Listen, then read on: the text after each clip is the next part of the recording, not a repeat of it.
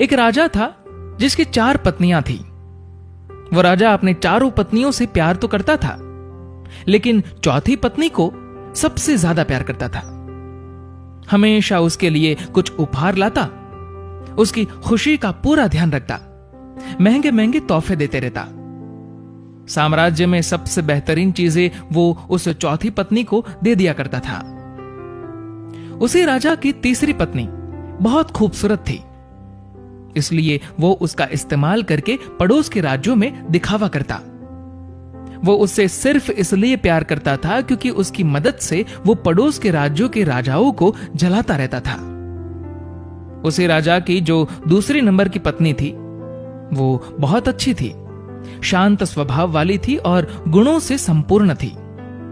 जब भी राजा को अपने राज्य में कोई बड़ी समस्या का सामना करना पड़ता था या कोई बड़ी मुसीबत में होता और उसे फैसले लेने में दिक्कत होती, तब वो राजा दूसरी नंबर की पत्नी के पास जाता और वो इतनी बुद्धिमान थी कि बहुत आसानी से राजा की बड़ी से बड़ी समस्या का हल बताकर राजा को खुश कर देती।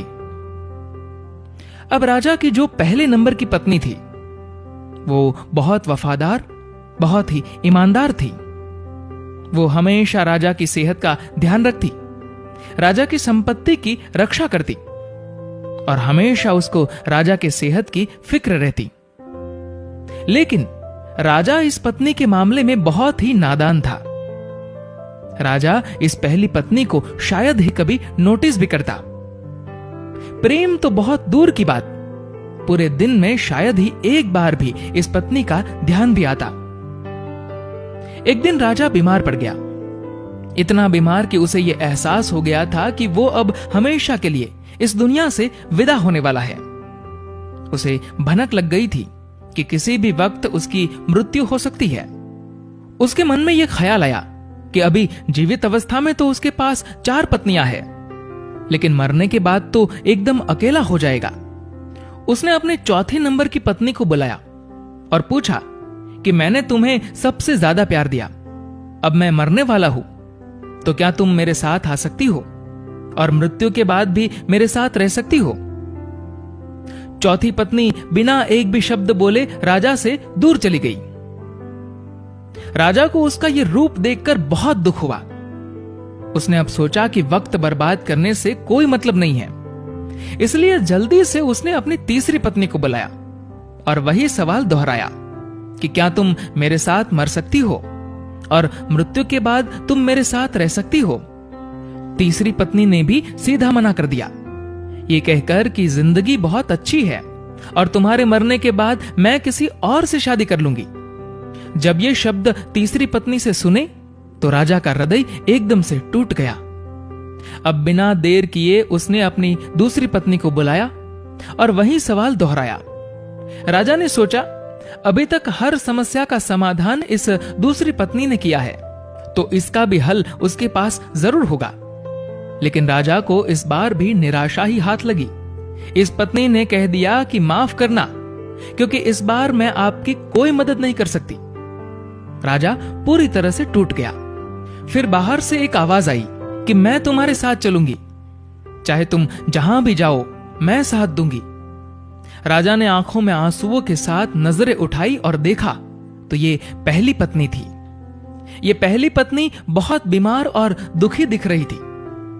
राजा ने कहा, शायद मुझे तुम्हारी देखभाल ठीक से करनी चाहिए थी, मैंने तुम्हारा ध्यान नहीं रखा।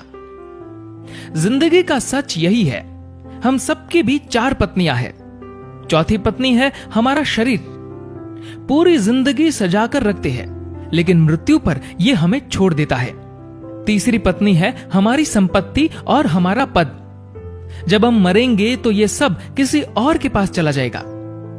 दूसरी पत्नी है हमारा परिवार, हमारे दोस्त, हमारे रिश्तेदार। चाहे वो हमसे कितना भी प्यार क्यों ना करते हो, लेकिन मृत्यु पर वो सिर्फ श्मशान तक साथ देंगे। और अंत में हमारी पहली पत्नी है हमारी आत्मा।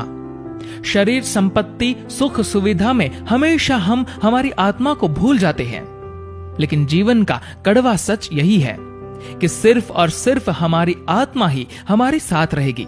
हमने कभी भी आत्मा के कल्याण की चिंता की ही नहीं, जबकि दूसरी चीजों के साथ हमें सबसे ज्यादा हमारी आत्मा की फिक्र करनी चाहिए। अभी वक्त है, अपने आत्मा के लिए समय निकालिए और आत्मा के कल्याण का प्रयास कीजिए, क्योंकि सिर्फ यही आत्मा है जो हमेशा हमारे साथ रहेगी। दोस्तों, इस कहानी को लेकर आपकी क्या राय है, नीचे कमेंट करके जरूर बताएगा। और अगर आपको ये वीडियो अच्छा लगा हो तो इस वीडियो को लाइक करेगा और शेयर करेगा। और ऐसे ही इंस्पिरेशनल स्टोरीज के लिए फॉलो करें हमारे फेसबुक पेज को और सब्सक्राइब करें हमारे यूट्यूब चैनल को। धन्यवाद।